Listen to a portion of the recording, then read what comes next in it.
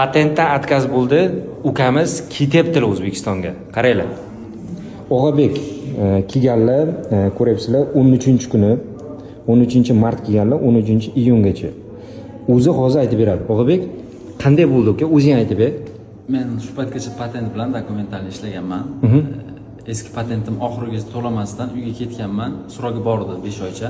Qaytib keldim. Patentim уже annullировать bo'lib ketgan. Patent bermadi. 2027-yil yanvar oyi patent beramiz deyishdi.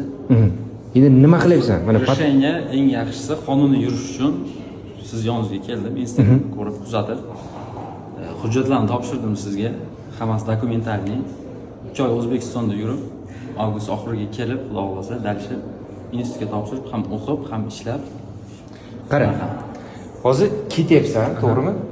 Bir oy vaqting bor xolos. Hozir yana 26-yil Rossiyada yurishga. O'sha 60 kun yurib qo'ydim. O'zbekistonda turib, o'zi dokumentlaringni topshirib bilan ketyapsan. Student bo'lasan, kelasan student bo'lib, to'g'rimi? Prikazlaringni olib. Shunaqa. Kelib, уже o'qish asosida dokumentlarni cho'zib, spokойно o'qib ishlayverasan. Shunaqa. Всё.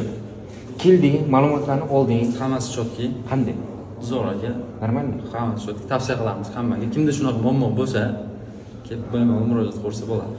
Так что brachkamizni sentyabrda ko'rsataman, qo'liga prikaz olganda, dogovor olganda hammasini qoidaviy chiroyli qilib beramiz. Ishonchli. Brachkam, bu sizga bugun ketyapsan uchun. Shunaqa. Senga o'q yo'q. Rahmat kattakon. Sizga Instagramda o'zingni ko'rib, bitta like bo'ladi. qo'y. Rahmat.